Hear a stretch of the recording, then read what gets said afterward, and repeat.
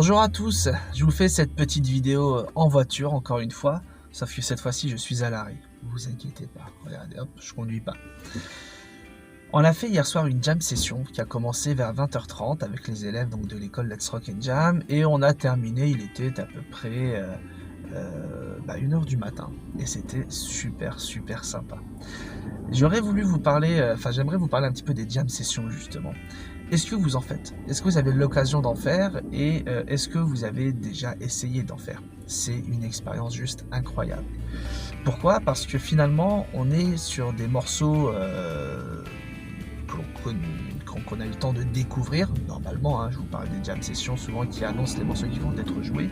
En tout cas, qui vont annoncer un certain répertoire, un certain style musical. Quand c'est une jam de blues, bon, vous vous doutez que vous n'allez pas jouer du jazz ou vous n'allez pas jouer de la pop, quoi. Et du coup, donc nous hier on a fait notre jam, il y avait 8 morceaux de prévus, donc les élèves les ont préparés un petit peu, etc.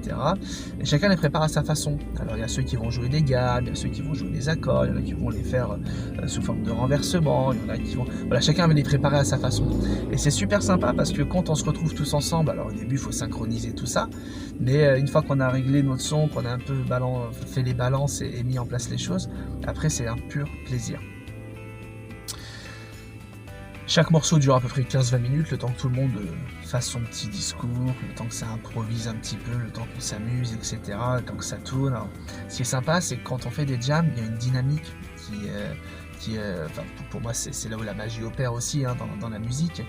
C'est-à-dire que on va jouer notre morceau et... au début ça va partir, c'est tout calme, puis à un moment donné ça va prendre une direction un peu plus énergique, à un moment donné ça va être beaucoup plus doux, etc. Et ça rend le morceau très vivant. On joue un seul et même morceau, mais on se lasse pas, même s'il dure 15 minutes, on s'en lasse pas parce que ça bouge beaucoup, les rythmiques bougent. Alors le tempo ne bouge pas évidemment, hein, mais les rythmiques bougent, les enrichissements, eux, ils évoluent aussi. Et alors vous prenez votre guitare, vous calez un petit solo dessus, c'est juste incroyable. C'était top, quoi. C'était super sympa.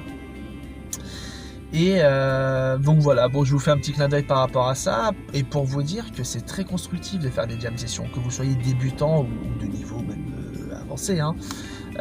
Est-ce que vous avez déjà participé à des jam sessions? C'est intéressant de se poser la question. Et est-ce que vous avez l'occasion, de participer à des jam sessions?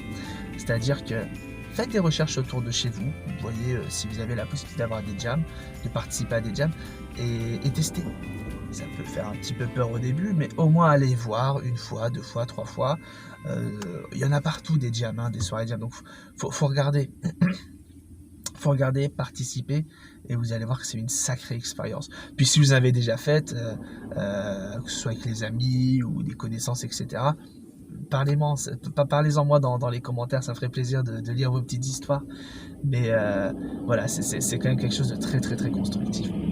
Évidemment, si vous partez sur des jam sessions, pensez à prendre vos accords de base au moins. S'il y a un style ou un catalogue, essayez de savoir quels sont les morceaux qui seront joués pour les préparer un minimum. Souvent, il y a un catalogue qui est déjà établi, ça se fait pas au pif quoi. Et pour ceux qui ont un tout petit peu plus d'expérience, n'hésitez pas à préparer au moins quelques outils pour improviser. Donc que ce soit des renversements d'accords, que ce soit des enrichissements d'accords, que ce soit des gammes évidemment pour pouvoir partir en impro.